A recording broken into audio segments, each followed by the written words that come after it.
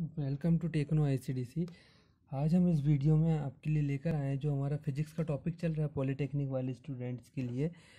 तो हम उसमें पढ़ रहे हैं प्रॉपर्टी ऑफ मैटर्स, पदार्थ के गुणधर्म। तो हमने इसके पहले वाले वीडियो में पढ़ चुका है कि क्या क्या प्रॉपर्टीज़ होती है, हमको इसमें क्या पढ़ना है। इंट्रोडक्शन पढ़ लिया है, हमने स्ट्रेस पढ़ लिया है और उसमें हमने स्ट्रेस के अलावा इलास्टिक लिमिट, इलास्टिसिटी पढ़ चुके हैं। आज हम बढ़ रहे हैं उसके आगे। जो मोस्ट इम्पॉर्टेंट फैक्टर ये लिखने को आया था 2019 के पेपर में, सेमेस्टर के एग्ज़ाम में, तो ये है स्ट्रेन। स्ट्रेन के बारे में पढ़ेंगे और स्ट्रेस स्ट्रेन कर्व भी पढ़ेंगे और हुक्स लॉ भी पढ़ेंगे। तो चलो स्टार्ट करते हैं आज हम स्ट्रेन से। स्ट्रेन स्ट्रेन हमने पढ़ा था कि एक बॉडी है, ये मॉलिक्यूल से मिलके बनी हुई है। मॉलिक्यूलर थ्योरी ऑफ मैटर्स या गैसेस के हिसाब से यदि इसमें हम एक्सटर्नल फोर्स लगा देते हैं, यदि इसकी इनिशियल लेंथ कितनी है, एल है, तो जब इसमें फोर्स को रिलीज़ किया जाता है, ये सब किसके अंदर हो रहा है, इलास्टिक लिमिट के अंदर। ठीक है, तो ये क्या होगा, पूरे मॉलिक्यूल दूर दूर जाएंगे और दूर जाने का अपोज करेंगे, एक फोर्स जनरेट होगा, रेजिस्टिव फोर्स, उसी को क्या बोलेंगे, स्ट्रेस बोलेंगे। बट उसके अलावा और क्या होगा, ध्यान से देखें तो यहाँ से यहाँ तक तो ठीक है, यहाँ से यहाँ तक इसकी लेंथ में क्या हो गया, इंक्रीमेंट हो गया। इसकी इनिशियल लेंथ कहाँ तक थी, यहाँ तक थी। ठीक है, यहाँ तक इनिशियल लेंथ एल है, वही इतनी लेंथ का क्या होगा, इसमें इंक्रीमेंट हो गया। कितना मान लेते हैं इसको, डेल्टा एल। कितना चेंज हो गया, डेल्टा एल। अब स्ट्रेन को कैसे डिफाइन करेंगे, यदि यहाँ पे मैं मान लूँ कि एल है, यदि मैं इसको ऐसा कर दूँ, ठीक है,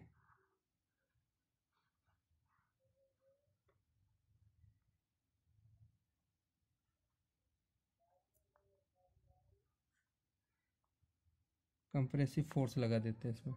अब इसमें कंप्रेसिव फोर्स लगा देंगे, जैसे कंप्रेसिव फोर्स लगाएंगे तो ये अंदर की ओर इसको ढकेलेगा, तो इसमें क्या होगा, इसका लंबाई कम होगा और चौड़ाई बढ़ जाएगी या ऊंचाई बढ़ जाएगी। ये सॉरी, ये इस टाइप का कुछ बन जाएगा। इसमें क्या कम हो जाएगा, इतना ये कम होगा, कम करने से। ठीक है, तो ये मान लो पहले कितना था, ये डी था, सॉरी ये मान लेते हैं हम, इसको एल ही मानते हैं, तो कम हो गया, कितना हो गया, डेल्टा एल हो गया। तो आप देख सकते हैं जब किसी बॉडी पर या किसी मटेरियल पर फोर्स लगाते हैं, एक्सटर्नल फोर्स लगाते हैं, या इसको बोलते हैं डिफॉर्मिंग फोर्स, अपरूपण बल लगाया जाता है, तो उसकी विमाओं में परिवर्तन होता है, उसकी डायमेंशन में चेंज होता है। या तो उसकी लेंथ में चेंज होगा, या तो उसकी चौड़ाई में चेंज होगा, विड्थ में चेंज होगा, या तो उसकी हाइट में चेंज होगा, या तो उसके वॉल्यूम में चेंज होगा। इन सभी परिवर्तन को ही उस पदार्थ का क्या कहते हैं, स्ट्रेन कहते हैं, या उस मटेरियल की क्या कहते हैं, स्ट्रेन कहते हैं। Change in change of dimension is called strain या विकृति कहते हैं। अब इसको फॉर्मूले के बेस में कैसे लिखते हैं तो देखते हैं। आपको अभी समझ में आया नहीं होगा, फिर से बता रहे हैं। जब किसी वस्तु पर विरूपण बल लगाया जाता है या डिफॉर्मिंग फोर्स लगाया जाता है, तो उसकी स्थिति या अवस्था में परिवर्तन हो जाता है। तो अवस्था में परिवर्तन कैसे हो सकता है, या तो उसकी लंबाई में परिवर्तन होगा, या तो चौड़ाई में परिवर्तन होगा, या ऊंचाई में, या उसके वॉल्यूम में परिवर्तन होगा। तो इन परिवर्तन या इन चेंजेस को ही क्या बोलते हैं, स्ट्रेन कहते हैं। ठीक है, इसके फॉर्मूला के फॉर्म में लिखते हैं, strain is equal to change in dimension upon original dimension. Original dimension Hindi में कहेंगे विमा में परिवर्तन अपॉन प्रारंभिक विमा। विमा में परिवर्तन अपॉन प्रारंभिक विमा, इसको शो करते हैं ई से, स्मॉल ई से। ठीक है, स्मॉल ई से शो करते हैं। अब देखेंगे चेंज इन डायमेंशन कितना हुआ, डेल्टा एल हुआ।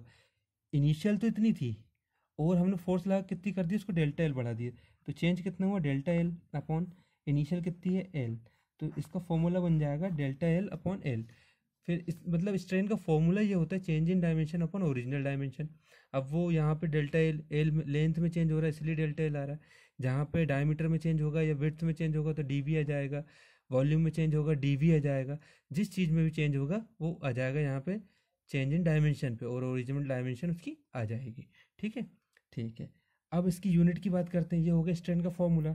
यूनिट ऑफ स्ट्रेन, विकृति की क्या यूनिट होती है, तो आप देखेंगे यदि हम बोलें इस लेंथ को हम कैसे मेजर करते हैं, इसकी एसआई यूनिट होती है, लेंथ की एसआई यूनिट होती है मीटर। तो ये तो मीटर में हो गया, हम इसको कहाँ मेजर करेंगे, ऐसा तो है नहीं कि इसको अलग से मेजर करेंगे। यदि हमने इसको एसआई सिस्टम में लिया है तो इसको भी ऐसा ही सिस्टम में लेंगे। इसकी यूनिट होगी मीटर, तो नीचे वाली की यूनिट भी कितनी होगी मीटर, दोनों कैंसिल, तो ये क्या हो जाएगा यूनिट लेस।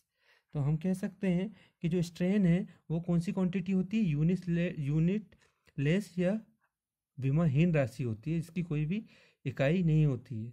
याद रखें क्योंकि दोनों जो डायमेंशन है सेम है, ये भी लेंथ का है ये भी लेंथ की है, मीटर भी लेंथ के लिए रहता है मीटर भी लेंथ के लिए, ये दोनों कैंसिल हो जाएगा, यहाँ कोई यूनिट ही नहीं बनेगी। तो ये पूरी प्रॉपर्टी जो है स्ट्रेन वो कौन सी बन जाएगी, यूनिट लेस प्रॉपर्टी है।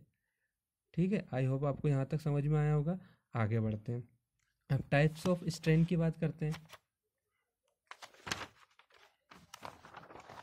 विकृति के प्रकार,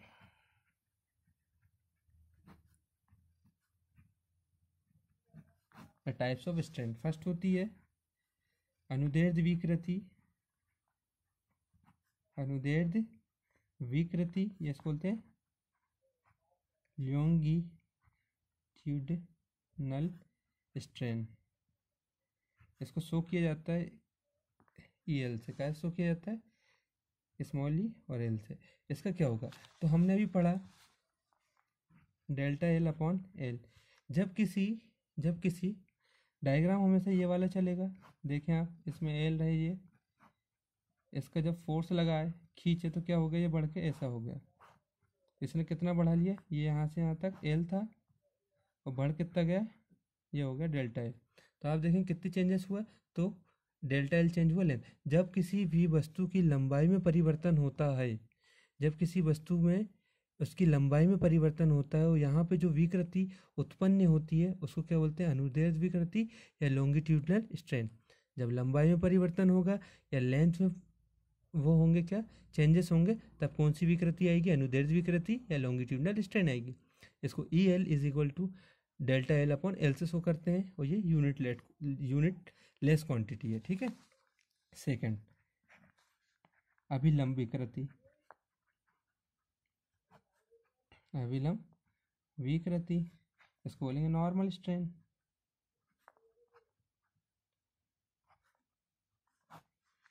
अभिलंब विकृति, इसको बोलेंगे नॉर्मल स्ट्रेन।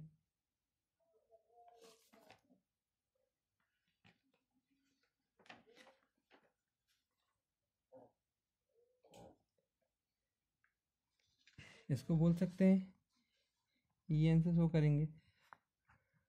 जब किसी वस्तु की चौड़ाई में परिवर्तन होता है या उसके डायमीटर में परिवर्तन होते हैं तो वो क्या कहलाता है, जब इसको डेल्टा से मान लेते हैं और ये D और ये इनिशियल D, तो हम कह सकते हैं जब किसी वस्तु की चौड़ाई में परिवर्तन हो या उसके डायमीटर में चेंजेस हो तो वो क्या कहलाएगा, अभिलंब विकृति।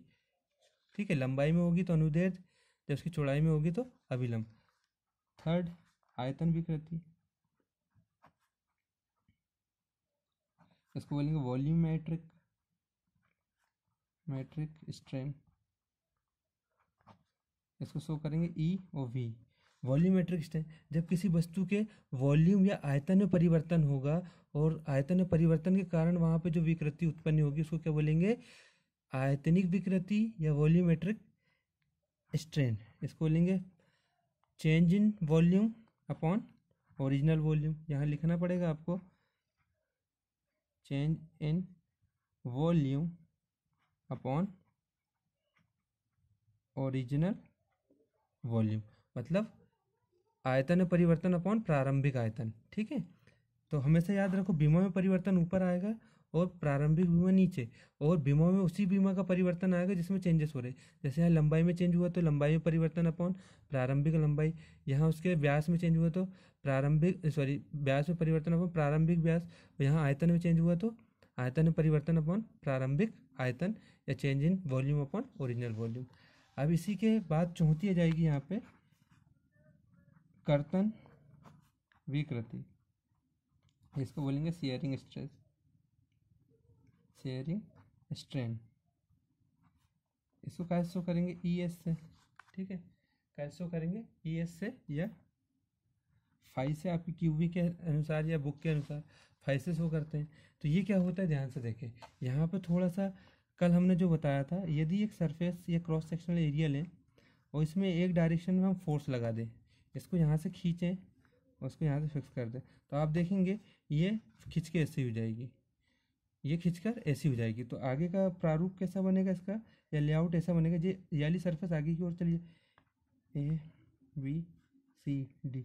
जब ए भी आगे जाएगी तो इसके साथ ये सरफेस भी आगे जाएगी, यदि ये ऐसी होगी तो ये भी उसके साथ मूवमेंट करेगी।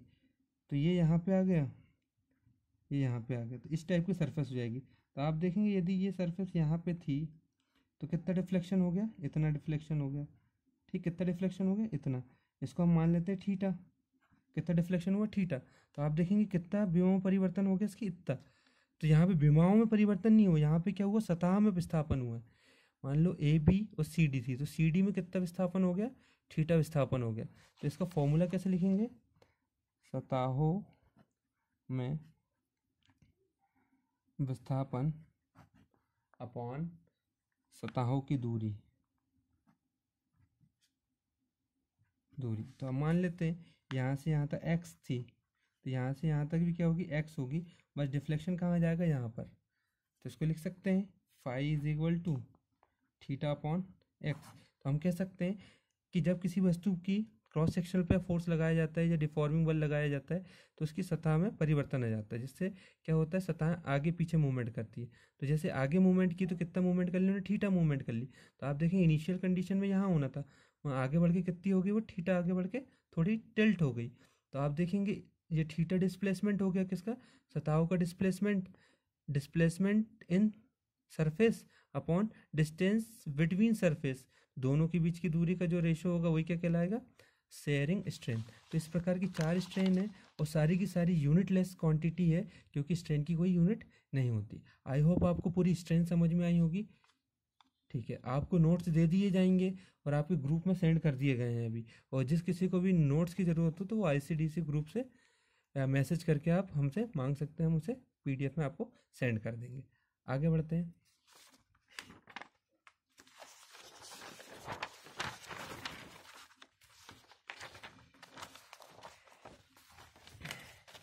आगे आता है, बहुत इम्पोर्टेंट है, 2019 में आया हुआ पोर्शन है ये लॉ। 2019 में सबसे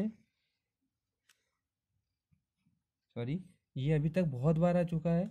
और कितने नंबर पे आया था, 4 नंबर पे आया था। इसको बोलते हैं Hooke's law. Hooke's law, Hooke's law है। इस पे देखेंगे 1660 में, सन 1660 में ब्रिटिश साइंटिस्ट